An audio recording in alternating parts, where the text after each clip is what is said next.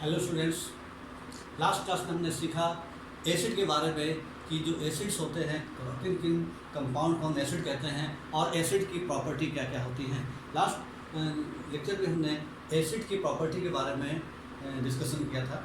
आज हम आगे देखेंगे कि एसिड्स में आखिर क्या कॉमन होता है, क्या सारे कंपाउंड जिनमें एच आयन होता है उन सबको एसिड कहते हैं।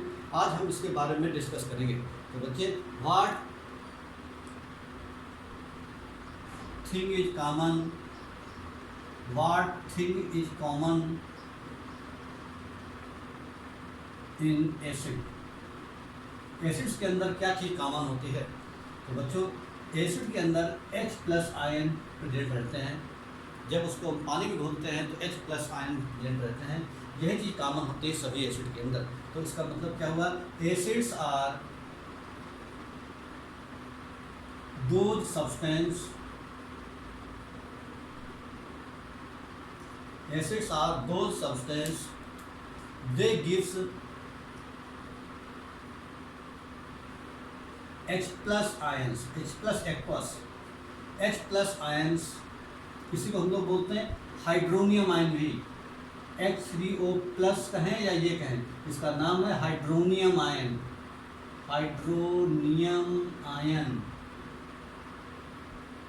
तो acids are those substance they give H plus aqueous or hydronium ion when they dissolve in water, when they dissolve in water। यानी कोई भी सब्सटेंस है अगर वो वाटर में डिजॉल्व करने पर हाइड्रोनियम आयन दे या H प्लस एक्वस आयन दे, उसको हम लोग एसिड कहते हैं। एसिड के नाम से जाना जाता है वो। जैसे एग्जाम्पल के लिए अगर हम HCl को पानी में घोलें तो क्या हो जाएगा? ये H प्लस एक्वस आयन देगा और प्लस Cl एक्वस देगा। ठीक, तो इस तरह से आपका ये H प्लस एक्वस दिया, इसलिए एसिड है।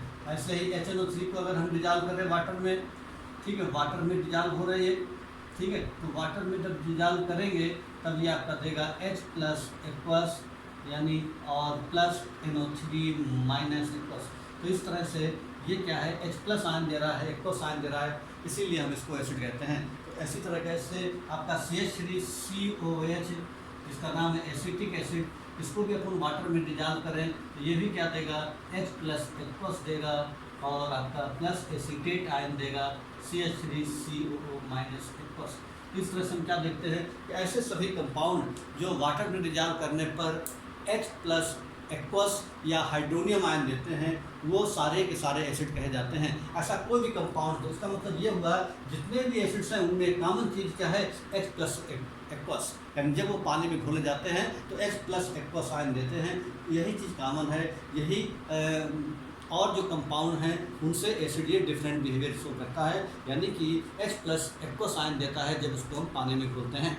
जबकि बहुत सारे कंपाउंड जिनके पास H प्लस तो रहता है लेकिन वो पानी में घोलने पर H प्लस एक्वस आयन नहीं देते, तो इसका मतलब वो कंपाउंड एसिड नहीं हो सकते। जैसे एग्जाम्पल के लिए अगर हम बात करें एल्कोहल की, C2H5OH, ये एल्कोहल है, इसको अगर हम पानी में डिजॉल्व करेंगे वाटर में तो डू नॉट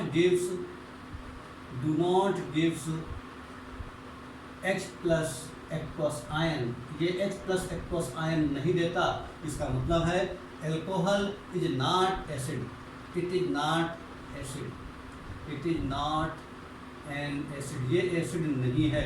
ठीक है, ऐसे ही आपके बहुत सारे कंपाउंड हैं NH2CONH2, इसके पास भी हाइड्रोजन है, ये देखिए चार हाइड्रोजन हैं, लेकिन जब इसको पानी में डिजॉल्व करेंगे, वाटर में डिजॉल्व करेंगे, it not gives H plus aqueous ion. ऐसे ही C6H12O6 है, इसके पास भी H plus ion H plus है, लेकिन वाटर में जब डिजॉल्व करेंगे ये भी H प्लस आयन नहीं देगा।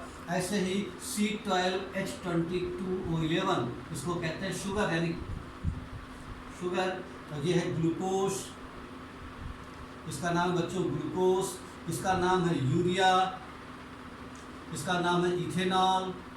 ये सारे कंपाउंड हैं, ये सारे कंपाउंड देख रहे हैं कि ये यूरिया है, ग्लूकोज है या सुक्रोज है, इनको अगर हम वाटर में डिजॉल्व करते हैं तो ये H प्लस आयन नहीं देते।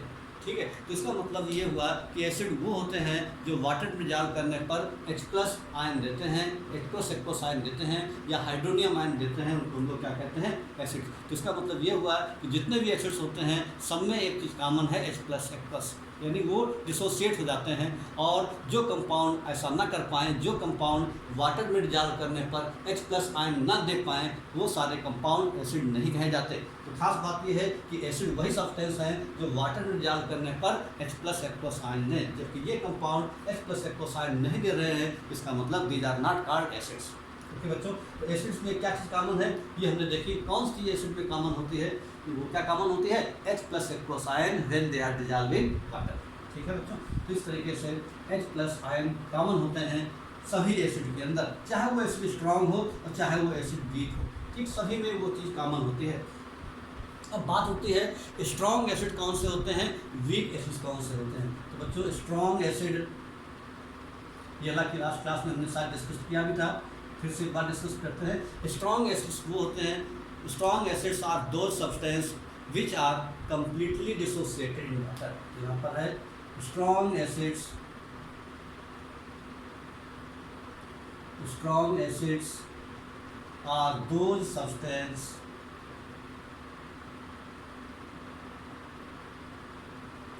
strong acids are those substances which are completely dissociated, which are almost completely dissociated,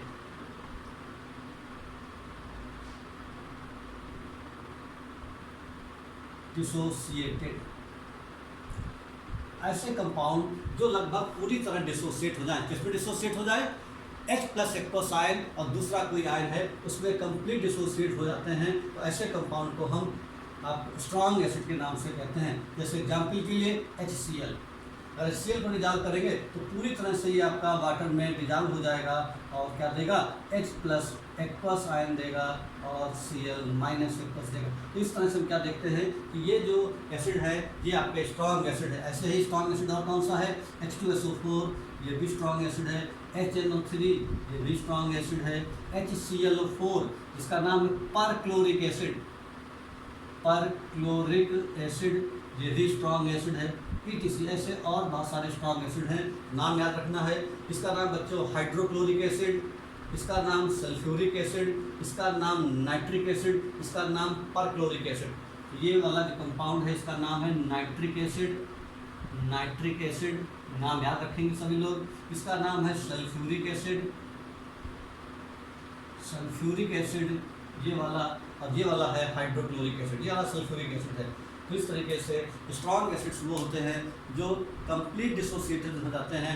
ऐसे एसिड को स्ट्रॉन्ग एसिड्स कहे जाते हैं। एग्जाम्पल उनके HCl, H2SO4, HNO3, HClO4 etcetera. तो इस तरीके से strong acids are those substance which are almost completely dissociated in water are called strong acids. HCl, HNO3 and many others examples of such type of acids are there. Now weak acids, strong acid जान गए हम, तो फिर आपकी weak acid क्या होता है। जैसा कि स्ट्रॉन्ग और वीक से पता चल रहा है, स्ट्रॉन्ग एसिड अगर कंप्लीट डिसोसिएट हो जाते हैं, डिसोसिएट हो जाते हैं तो इसका मतलब वीक एसिड कंप्लीट डिसोसिएट नहीं होते होंगे। अब हम वीक एसिड के बारे में पढ़ रहे हैं। तो वीक एसिड क्या होते हैं बच्चों, वीक एसिड का मतलब है the substance which are partially dissociated, the substance which are partially dissociated when they are dissolved in water। मतलब वो सब्सटेंस जो पार्शली डिसोसिएट हो, पूरी तरह से डिसोसिएट ना हो, यानी बहुत ज़्यादा H आयन ना देते हो, कम H आयन देते हो। क्योंकि जब पूरी तरह से डिसोसिएट होगा तो ज़्यादा से ज़्यादा H आयन देगा, तब उनको बोलेंगे स्ट्रॉन्ग एसिड। और ऐसे कंपाउंड जो पूरी तरह से डिसोसिएट नहीं होते, इसका मतलब कम डिसोसिएट होते हैं, कम डिसोसिएट हैं तो कम H आयन देंगे। तो इस तरह से ऐसे एसिड को वीक एसिड्स कहा जाता है। ठीक है, वीक एसिड के एग्जाम्पल कौन कौन से हैं, जैसे एग्जाम्पल के लिए आपका HCOOH, इसका नाम बच्चों फार्मिक एसिड, फार्मिक एसिड ये आपका वीक एसिड है। एसिटिक एसिड ये बच्चों विनेगर में होता है, एसिटिक एसिड, एसिटिक एसिड ये भी वीक एसिड है। उसके बाद oxalic acid COOH, single bond COH, ये बच्चों टोमेटो में होता है। ऑक्जेलिक एसिड ये भी आपका वीक एसिड है, और बहुत सारे एसिड वीक एसिड्स हैं। तो वीक एसिड वो होते हैं जो वाटर में डालने पर कंप्लीट डिसोसिएट ना होते हों, कंप्लीट डिसोसिएट ना हो, यानी पार्शियल डिसोसिएट हो, ऐसे कंपाउंड को वीक एसिड की कैटेगरी में रखते हैं। इनके एग्जाम्पल कौन से हैं? फॉर्मिक एसिड, इसका नाम है एसिटिक एसिड, इसका नाम है ऑक्जेलिक एसिड। ठीक है, इस तरीके से बहुत सारे एसिड्स वीक होते हैं और बहुत सारे एसिड स्ट्रॉन्ग होते हैं। तो आपको ध्यान में रखना है उनकी डिफिनीशन। स्ट्रॉन्ग एसिड्स वो होते हैं जो ऑलमोस्ट कंप्लीट डिसोसिएट हो जाएं, और वीक एसिड वो होते हैं जो कंप्लीट डिसोसिएट ना होते हैं। अगर हम इनको एक्सपेरिमेंट करके देखें, अगर हम तो जो स्ट्रॉन्ग एसिड वाले जो सॉल्यूशन हैं, स्ट्रॉन्ग एसिड से अगर इलेक्ट्रिसिटी पास करें तो इलेक्ट्रिसिटी ज़्यादा अमाउंट में पास होती है, और जबकि वीक एसिड में इलेक्ट्रिसिटी कम अमाउंट में पास होती है। तो इसका मतलब ये हुआ स्ट्रॉन्ग एसिड ज़्यादा एचाइन देते हैं और वीक एसिड कम एचाइन देते हैं। तो स्ट्रॉन्ग एसिड क्या होते हैं, वीक एसिड क्या होते हैं, ये बात हमने सीखी। उसके बाद बच्चों कि जो भी एसिड्स हैं वो उसमें खास बात कहा है, acids are those substance they gives H+ ion aqueous when they are dissolve in water. Water dissolve करने पर जो H+ आयन देते हैं, इसका मतलब ये हुआ कि एसिड का एसिडिक कैरेक्टर शो करने के लिए वाटर का होना जरूरी है। इसका मतलब एसिड्स, यानी हम ये कह सकते हैं acids do not show acidic behaviour, acids do not show acidic behavior in the absence of water। यानी वाटर की एब्सेंस में ये एसिड्स एसिडिक बिहेवियर, कोई भी कंपाउंड जो एसिड्स हैं वो एसिडिक बिहेवियर शो नहीं कर पाते। ठीक है, इसको हम एक एक्सपेरिमेंट के थ्रू देखेंगे। एक एक्सपेरिमेंट करते हैं इस तरह से, देखें आप लोग। एक हमने टेस्ट ट्यूब लिया है, इस टेस्ट ट्यूब के अंदर हमने क्या किया कि यहाँ पर हमने कुछ NaCl ले रखा है, NaCl के कुछ ले रखा है, और फिर इसमें हमने मिला दिया है कंसंट्रेट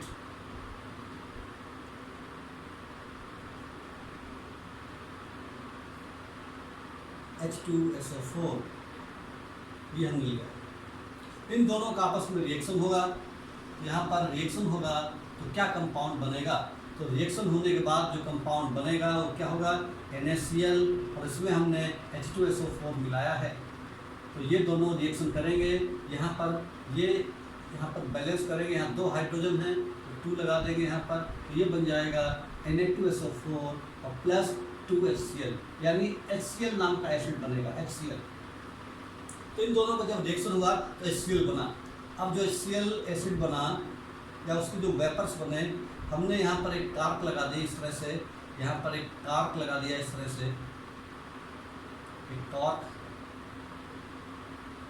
लगा दिया, और यहाँ से हमने HCl गैस को निकलने दिया, HCl गैस। अब ये जो HCl गैस जब निकली यहाँ पर, तो यहाँ पर हम क्या कर रहे हैं, ब्लू लिटमस पेपर ले आ रहे हैं। ये आपका ब्लू लिटमस पेपर है, blue litmus paper, blue litmus paper. हमको पता है कि जब एसिड, लिटमस पेपर क्या करते हैं कि जो आपका एसिड के कांटेक्ट में लाते हैं तो आपका ब्लू लिटमस पेपर रेड हो जाता है। तो जब हम ये जो ब्लू लिटमस पेपर लाए वो कैसा लाए, dry blue litmus paper. Dry का मतलब इसके अंदर पानी नहीं है, तो इसका जब HCl का रिएक्शन इसके साथ होगा तो ये क्या करेगा, ड्राई ब्लू लिटमस पेपर है जिसका कलर रेड हो जाना चाहिए था, लेकिन कलर चेंज नहीं होता। Do not change colour,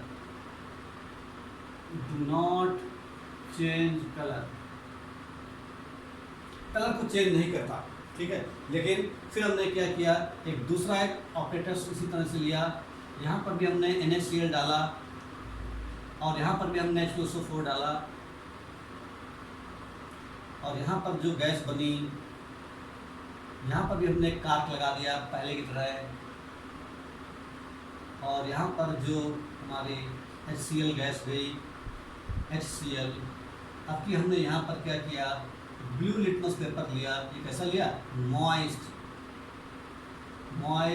blue litmus paper. तो जब हम ऐसा करके तब क्या देखा कि ये आपका जो मॉइस्ट ब्लू लिटमस पेपर है ये आपका रेड कलर में चेंज हो गया, रेड इंटू रेड कलर में चेंज जाता है, जबकि एक कलर चेंज नहीं करता क्योंकि ड्राई लिया है। तो इसका मतलब ये हुआ कि मॉइस्ट का मतलब वाटर, यानी पानी में भिगो करके जब हमने blue litmus paper HCl gas के पास ले गए तब उस HCl गैस के कांटेक्ट में आने पर जो ब्लू लिटमस पेपर है वो रेड कलर में कन्वर्ट हो गया, जबकि जब ड्राई ब्लू लिटमस पेपर ले गए थे तब इस HCl गैस तब भी थी लेकिन उसके बाद भी उसने कलर चेंज नहीं किया। इस एक्सपेरिमेंट से ये पता लगता है कि acids do not show acidic behaviour in the absence of water. यहाँ पर वाटर की प्रेजेंस थी इसलिए उसने एसिडिक बिहेवियर शो किया, यहाँ पर वाटर की प्रेजेंस नहीं थी इसलिए उसने एसिडिक बिहेवियर शो नहीं किया। बच्चों एक इंपॉर्टेंट पॉइंट आपको ध्यान रखना है एसिड्स के बारे में कि जो भी एसिड्स होते हैं उनकी खास बात यह है कि वो वाटर की प्रेजेंस में ही एसिडिक बिहेवियर शो कर पाते हैं। अगर वाटर नहीं होगा तो फिर वो एसिडिक बिहेवियर शो नहीं कर पाएंगे। ठीक है बच्चों, तो ये चीज़ आपको ध्यान में रखना है।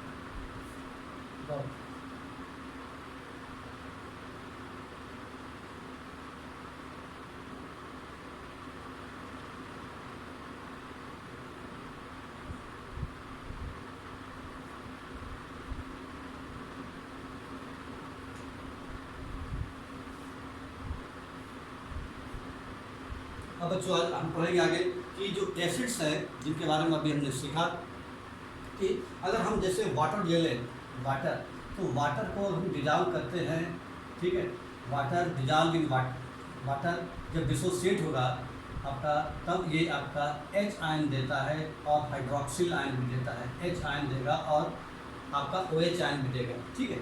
लेकिन अगर हम प्योर वाटर ले लें या डिस्टिल्ड वाटर ले लें, डिस्टिल्ड वाटर ले लें तो उस समय क्या होगा, डिस्टिल्ड वाटर में क्या होगा कि जो H आयन है और ये OH आयन दोनों का कंसंट्रेशन बराबर रहता है, दोनों चीज़ें बराबर रहती हैं, इक्वल रहते हैं डिस्टिल्ड वाटर में। या प्योर वाटर ले लें अगर हम तो वहाँ पर क्या होगा, ये न्यूट्रल होता है और H आयन और OH आयन दोनों बराबर रहते हैं क्योंकि न्यूट्रल होता है, न्यूट्रल, ठीक है। लेकिन अगर न्यूट्रल नहीं है, ठीक है, अगर हम एसिडिक सॉल्यूशन मिला दें, अगर हम पानी में एसिड मिला दें, अगर हम एसिड और प्लस वाटर मिला दें तब क्या होगा, एसिड में भी H आयन रहेंगे और पानी में भी कुछ H आयन रहेंगे, तो H आयन दोनों मिल जाएंगे और H आयन का कंसंट्रेशन टोटल H आयन ज़्यादा हो जाएंगे, टोटल H आयन कंसंट्रेशन बढ़ जाएगा और OH आयन कंसंट्रेशन कम हो जाएंगे। यानी हम कह सकते हैं कि जो OH आयन कंसंट्रेशन है वो लेस होंगे H आयन कंसंट्रेशन से।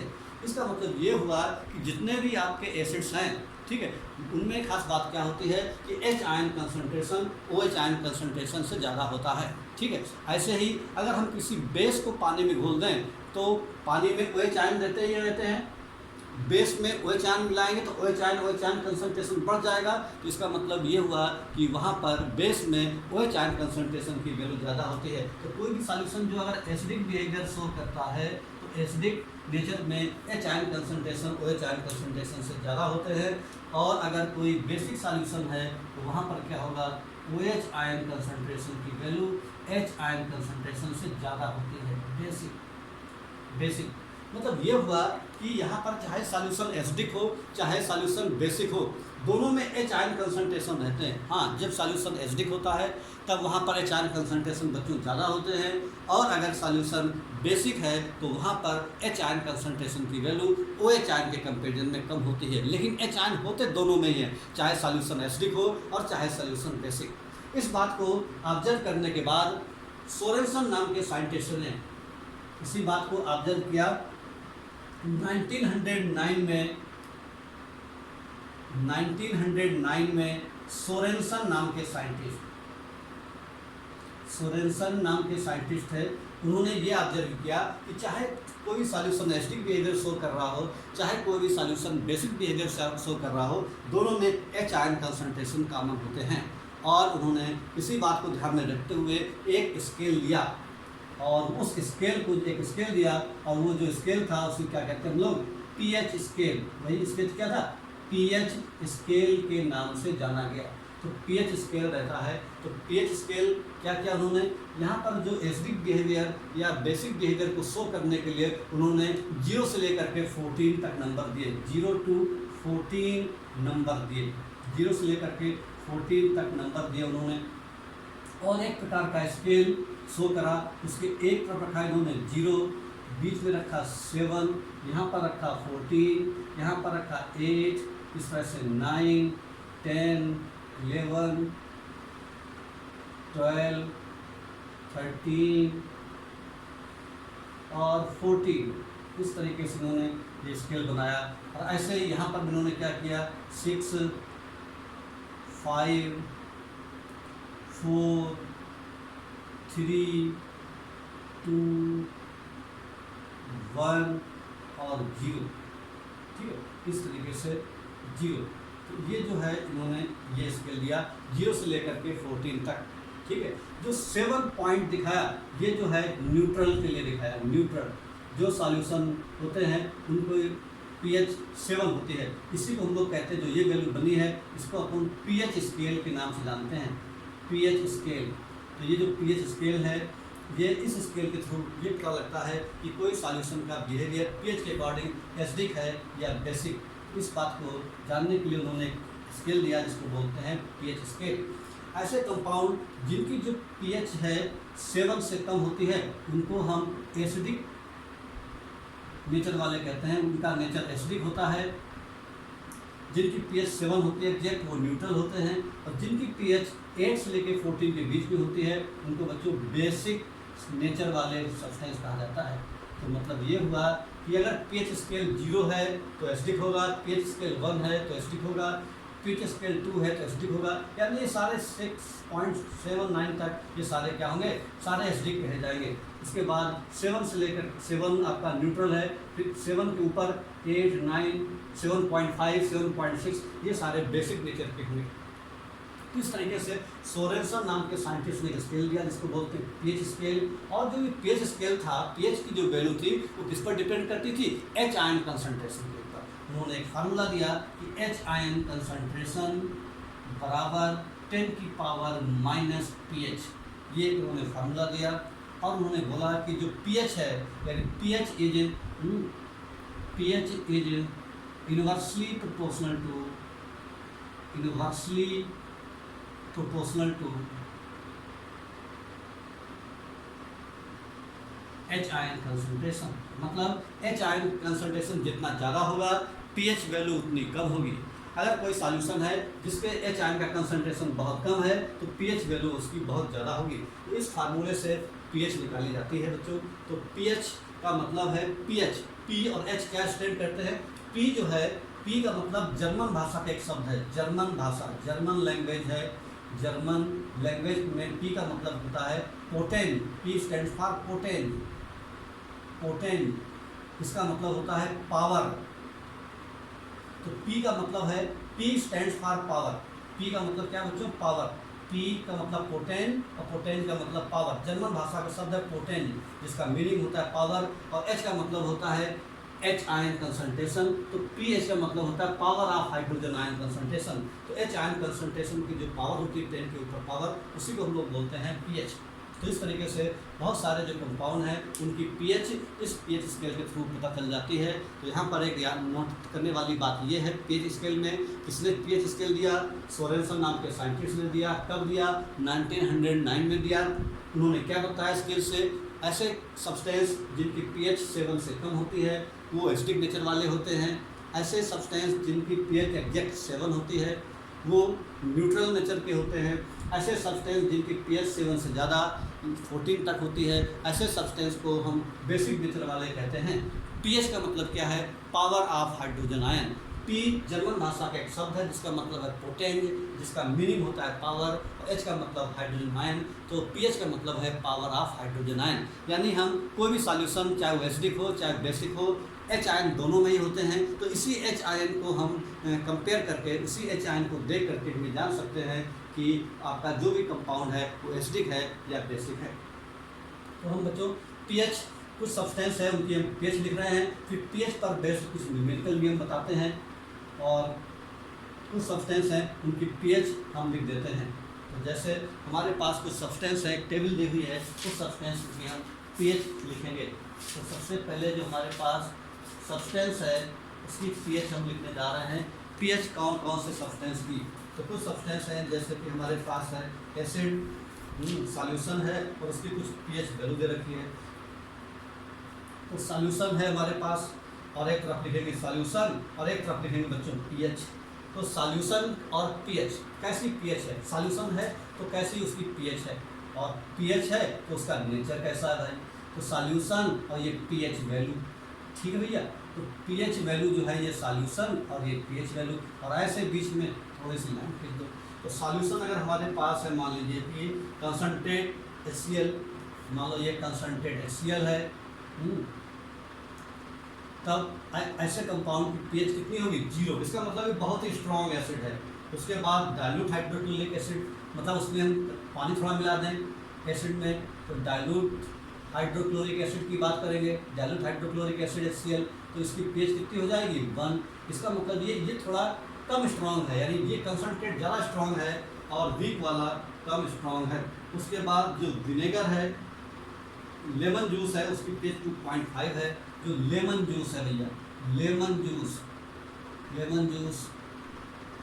जो लेमन जूस है उसकी पीएच 2.5 है। इसका मतलब जो लेमन है, नींबू जो लेमन है, वो उसका जो आपका रस रहता है वो उतना, मतलब उसकी पीएच उतनी ज़्यादा नहीं होती।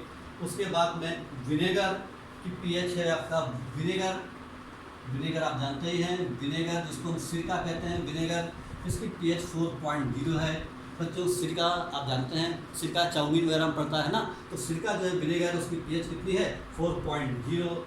इस तरीके से टोमेटो जूस है, टोमेटो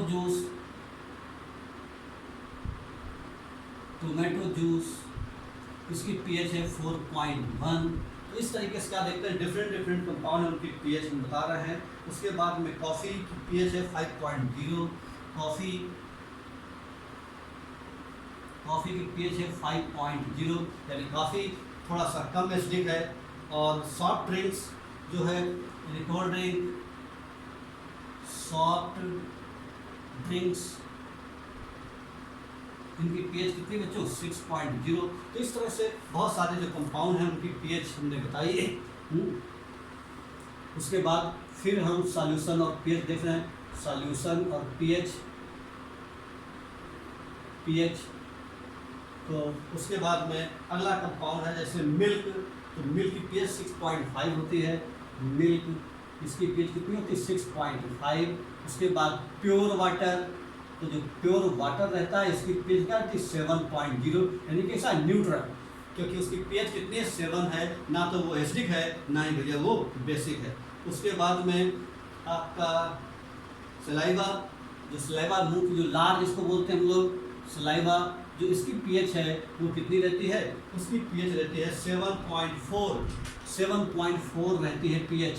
इसका मतलब ये बेसिक नेचर की, कब, बिफोर मील, मतलब खाना खाने के पहले, बिफोर मील खाना खाने के पहले ये, और आप सलेवा की ही आफ्टर मील खाना खाने के बाद इसकी पीएच बदल जाती है, आफ्टर मील इसकी पीएच जाती है 5.8। इतना फर्क जाता है, पहले सलेवा की जो पीएच थी वो बेसिक होता था, उसके बाद खाना खाने के बाद वो एसिडिक हो गया। ब्लड की पीएच रहती है 7.4, जो ब्लड है, ब्लड इसकी पीएच रहती है 7.4। ऐसे बच्चों एग है, एग जो है इसकी पीएच रहती है, एग की आपका 7.8। ऐसे टूथपेस्ट जो है, टूथपेस्ट इसकी पीएच रहती है 8.0। ऐसे बहुत सारे कंपाउंड हैं, उनकी लिस्ट है अलग अलग, ठीक है। तो ये सारे कंपाउंड हैं, इनकी पीएच आपको ध्यान में रखना है, और इससे हमको ये आइडिया लगेगा कि कौन सा जो कंपाउंड है उसकी पीएच कितनी है। और ये थोड़ा अगर आइडिया हो गया तो हम ये कह सकते हैं कि वो सॉल्यूशन बेसिक है या एसिडिक। तो यहाँ पर जो भी चीज़ें लिखी हुई है पीएच, इस पीएच के अकॉर्डिंग हम बता सकते हैं कौन से सब्सटेंस एसिड है, कौन से सब्सटेंस बेसिक है। तो क्या देखा हमने, 7 से जिनकी पीएच कम है, चाहे ये सारे कैसे हैं, एसिडिक नेचर वाले। जिन कंपाउंड की पीएच 7 से ज़्यादा है वो सारे आपके बेसिक नेचर वाले हैं। जैसे 5.18 ये आपका सलाइवा की पीएच 7.4 यानी बेसिक होती है, लेकिन आफ्टर द मील 5.8 हो जाती है, यानी एसिडिक हो जाती है। इसीलिए बच्चों खाना खाने के बाद ब्रश किया जाता है, क्योंकि मुंह का नेचर मुंह के अंदर आपका उसकी pH हो जाती है 5.8 और मुंह के अंदर एसिड बनना शुरू हो जाता है, और उसकी वजह से हमारे दांतों को वो नुकसान करता है, दांतों के एनिमल को। इसलिए हम लोग क्या करते हैं, पेस्ट करते हैं, क्योंकि पेस्ट की pH कितनी रहती है 8.0। तो बच्चों इस तरह से हमने देखा कि pH जो है मतलब ये बताती है कि कोई भी सॉल्यूशन एसिडिक नेचर का है या बेसिक नेचर का है। तो ये ध्यान रखिए, चार्ट ध्यान से इसको नोट कर लीजिए कि इसकी कितनी pH है।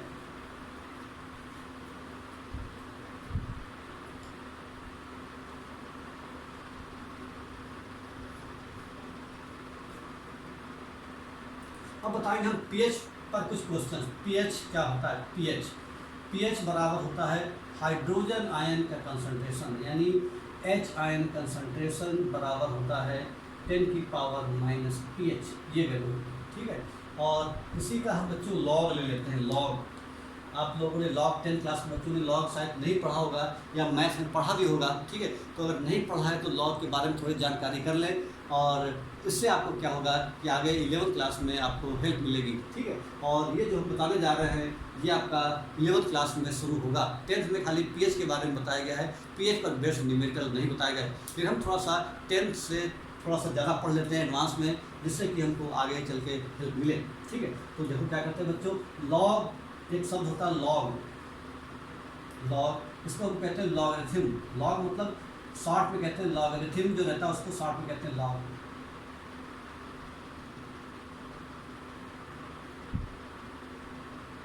इसको लॉग कहते हैं बच्चों। तो क्या करते हैं, अगर हम इसका लॉग लेंगे तो हमारा ये फार्मूला हो जाएगा कि लॉग H आयन कंसंट्रेशन बराबर लॉग 10 की पावर माइनस pH। दो तरफ लॉग ले लिया हमने इसी फार्मूले में, taking log both the sides. आप लॉग मैथ में पढ़ेंगे, मैथ में चैप्टर है लॉग के बारे में, मैथ वाले सर सिखाएंगे आपको। तो log H ion equals to log minus pH। अगर हम इसको इधर ले जाएंगे तो ये हो जाएगा माइनस pH और लॉग 10। लॉग 10 की वैल्यू होती है बच्चों 1, तो ये हो जाएगा हमारा log H ion log LOG है, और ये H आयन कंसंट्रेशन बराबर ये हो जाएगा हमारा log LOG H ion concentration बराबर माइनस pH, क्योंकि लॉग 10 की वैल्यू हुई, माइनस से मल्टीप्लाई कर देंगे तो pH बराबर हो जाएगा minus log H ion concentration. तो बच्चों ये फार्मूला आपको याद रखना है।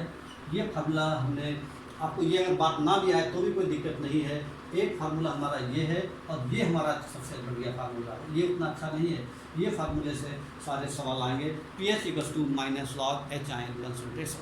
H आयन कंसंट्रेशन, pH का मतलब होता है पावर ऑफ हाइड्रोजन आयन। अब बच्चों ये लॉग के बारे में कुछ आपको फार्मूले भी याद रखने पड़ेंगे। कैसे फार्मूले याद रखने पड़ेंगे, कुछ फार्मूले हम आपको बताते हैं। जैसे कि आपको कहा जाए कि लॉग, ये फार्मूला नंबर 1 है, लॉग n की पावर n अगर कहीं लिखा हो उसको हम लिख सकते हैं n log m। ये फार्मूला होता है n log m। दूसरा फार्मूला बच्चों अगर कहीं पर लिखा हो log m इंटू n, तो हम इसको लिख सकते हैं log m plus log n। एक फार्मूला ये होता है बच्चों। तीसरा फार्मूला बच्चों रहता है log m upon n equals to हो जाएगा log m minus log n, ठीक है। ये फार्मूला आपको क्या रखना है, ठीक है। log 10 की वैल्यू आपको रखनी है 1, log 100, 1 के साथ जितने जीरो उतनी वैल्यू, 100 की वैल्यू 2, log 1000 यहाँ पर 3 जीरो है, उसकी वैल्यू हो गई 3। कहीं पर अगर log 1 लिखा हो उसकी वैल्यू होती है 0, ठीक है, कोई जीरो नहीं है, ठीक है। उसके बाद log 2 की वैल्यू आपको याद रखनी पड़ेगी 0.3010। log 3 कहीं पर आ जाए तो इसकी वैल्यू है 0.4771, ये वैल्यू। उसके बाद log 7 की वैल्यू होती है 0.8451, तो ये वैल्यू आपको याद रखनी है, log 2 की, log 3 की, log 7 की, और ये फार्मूले log m की power n, we can say n log m into n equals to log m plus log m upon n equals to log m minus log n। बच्चों ये इसलिए बता रहे हैं क्योंकि ये पीएच वाले सवाल में इसकी ज़रूरत पड़ेगी, क्योंकि अभी हम जो समझाने वाले हैं जिन बच्चों को लॉग के बारे में नहीं पता उन्हें दिक्कत होगी, इसलिए थोड़ा सा हम आइडिया आपको दे रहे हैं। खाली हम लॉग नहीं पढ़ा रहे हैं, खाली वही फार्मूले बता रहे हैं जो यहाँ पर लगेंगे। क्या फार्मूला है? log m की पावर n बराबर n log m into n बराबर log m plus log m upon n बराबर log m minus log n। और ये इतनी वैल्यू आपको याद रखनी है। log 10 1 के साथ जितने जीरो आ जाए वही वैल्यू, देखो 10 में एक जीरो आया तो वैल्यू 1 है, log 100 में 1 के साथ 2 जीरो आए तो हो गया, log 1000 में 3 जीरो आए 3 हो गया, अगर 10,000 होता तो वैल्यू 4 होती, ठीक है। अगर 1 के साथ 5 जीरो होते तो 5 हो जाता। log 1 है, 1 के साथ एक भी जीरो नहीं है तो जीरो हो गया। log 2 आपको याद रखना है ये वैल्यू, log 3 ये आपको वैल्यू याद रखना है, log 7 ये आपको याद रखना है। अगर ना याद रख पाए तो लॉग टेबल में आपको देख सकते हैं, लॉग टेबल में ये सारी बात बताई जाएगी, ठीक है। तो लॉग टेबल में भी देख करके हम जान सकते हैं कि भाई लॉग कैसे बताते हैं, ठीक है। तो आप देखिए ये जो कैसे इसको लगाते हैं फार्मूले को, ये कैसे ये फार्मूले जो लगे हुए हैं इन फार्मूले को हम बता रहे हैं कि किस तरीके से अप्लाई करेंगे। जैसे कि मान लिया जाए कि हमारे पास मान लो कहा जाए कि find out the value of log 15, find out the value of log 15। अगर हमको log 15 की वैल्यू पता करनी है तो बच्चों क्या करेंगे? अब देखो 15 को हम क्या कर सकते हैं, 15 को हम तोड़ सकते हैं log 5 इंटू 3, ये तोड़ दिया हमने। अब ये देखो फार्मूला बन गया, इसको मान लिया m, इसको मान लिया n, तो हम लोग जानते हैं log m into n equals to formula है log m plus log n, ये फार्मूला अप्लाई कर दिया हमने। अब देखो बच्चों यही फार्मूला हम यहाँ पर अप्लाई कर रहे हैं, तो ये हो जाएगा log 5 प्लस log 3 की वैल्यू हमको पता है यहाँ से, log 5 हमको नहीं पता तो कोई दिक्कत नहीं। अब हम log 5 कैसे निकालें, तो log 5 को थोड़ा दिमाग लगाएं तो 5 पर लिख सकते हैं 10/2, और log 3 की वैल्यू ये है 0.4771। अब इसको बच्चों log m upon n, formula number 3 applied, तो यहाँ पर हो जाएगा log 10 माइनस log 2, ये हो गया, और प्लस 0.4771। अब log 10 की वैल्यू बच्चों है 1, log 10 देखिए ये वाली वैल्यू 1 है, यहाँ पर 1 रख देंगे, माइनस log 2 की वैल्यू है 0.3010, 1 में से माइनस करें, जो आए उसको जोड़ दें, यही हमारा आंसर हो जाएगा, ठीक है बच्चों। इस तरीके से सॉल्व करेंगे तो ये वैल्यू क्या आ जाएगी,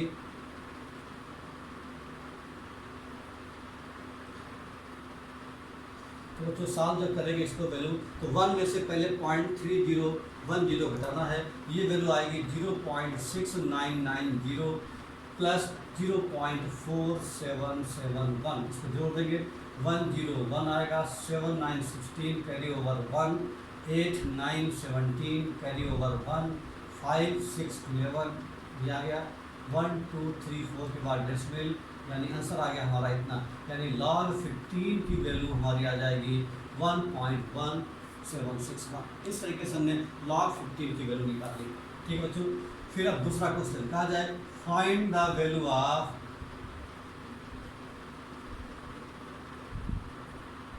find out the value of log 32। अब log 32 निकालना है हमको, तो log 30 क्या लिख सकते हैं हम लोग, 2 to the 4 to the 16 to the 32, यानी 2 की पावर 4 लिख सकते हैं हम लोग, 2 की पावर 4, क्योंकि 2 into 2 into 2 into 2, 2 to the 4, 4 to the 8 to the 16 and to the 32, ये 2 to the 4 to the 8 to the 16 to the 32, 1 2 3 4 5, 2 की पावर 5, तो log 2 की पावर 5 हो गया बच्चों ये। अब ये फार्मूला कौन सा लग रहा है, ये लग रहा है log m की पावर n हो, तो लिख सकते हैं हम लोग n log m पावर बगल में आ जाएगी तो ये हो जाएगा 5 log 2। अब log 2 की वैल्यू हमको पता है 0.3010, इसको मल्टीप्लाई कर देंगे 500, 5 5 5 5 3 15, यानी आंसर आ गया हमारा 1.5050। ये वैल्यू निकला log 32 का।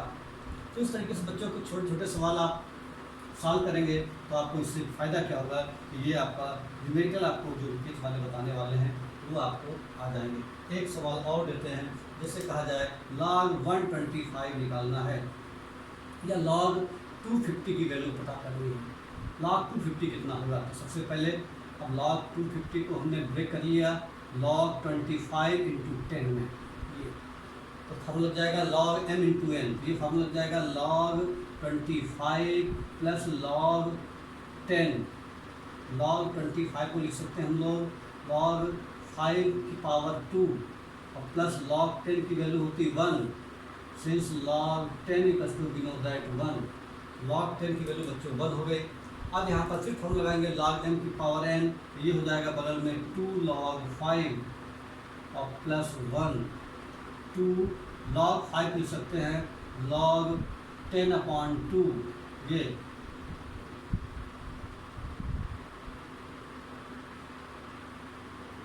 और प्लस 1, ये हो जाएगा बच्चों 2, यहाँ पर हो जाएगा log 10 - log 2 और प्लस 1, तो ये आ जाएगा बच्चों साल होकर के 2 आउट ऑफ ब्रैकेट log 10 की वैल्यू होती 1 माइनस log 2 की वैल्यू 0.3010, ये आएगा प्लस 1, ये आएगा 1 में से माइनस करेंगे और सॉल्व करेंगे तो log 250 की वैल्यू निकल आएगी। तो log 250 की वैल्यू कितनी आएगी, इसको हम आगे सॉल्व करेंगे तो आंसर पता चल जाएगा।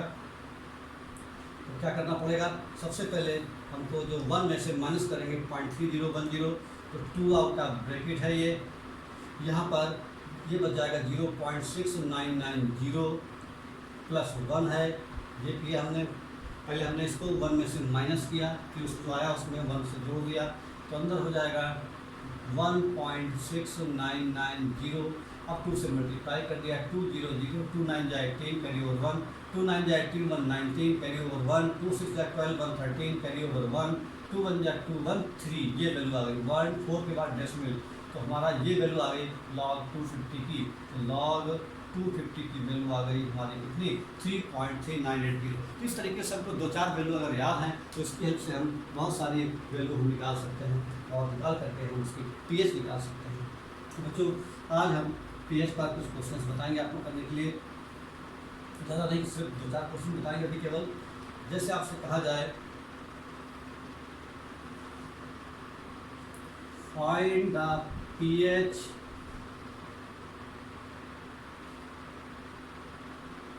find the pH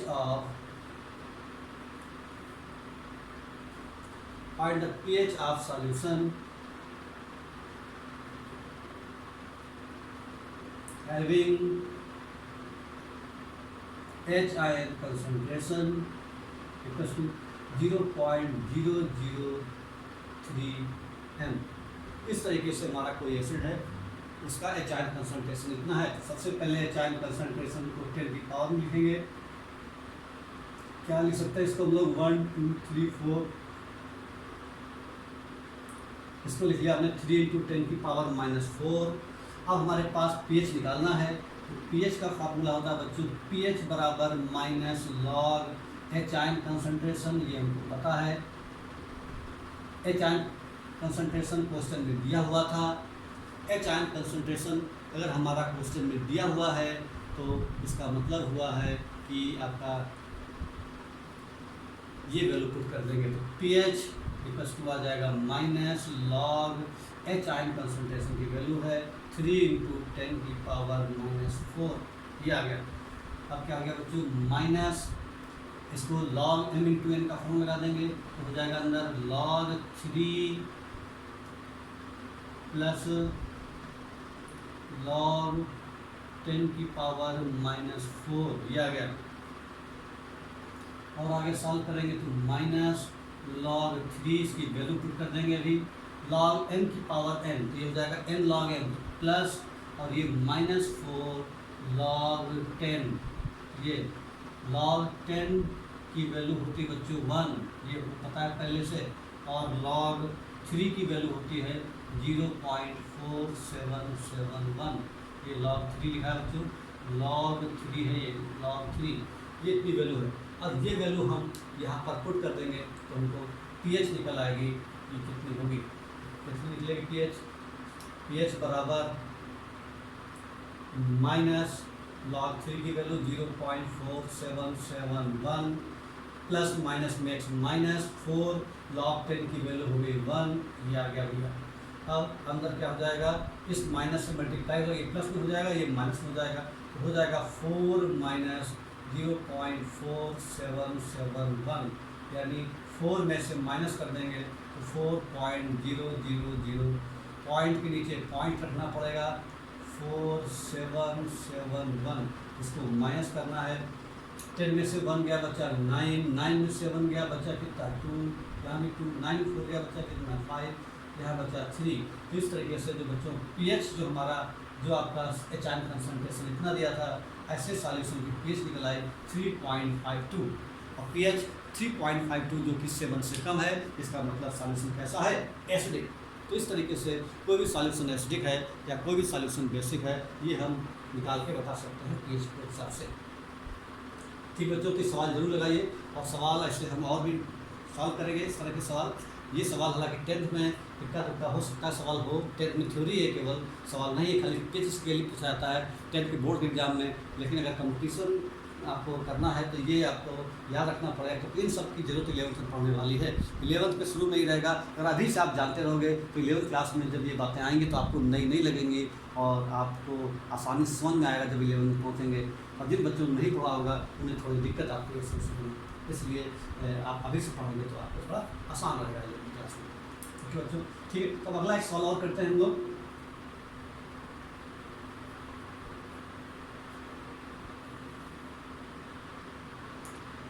next question है,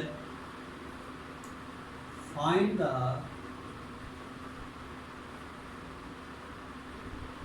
pH of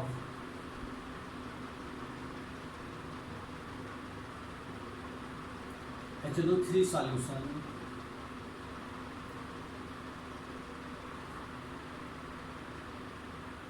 whose concentration is 0.002 m। Clear.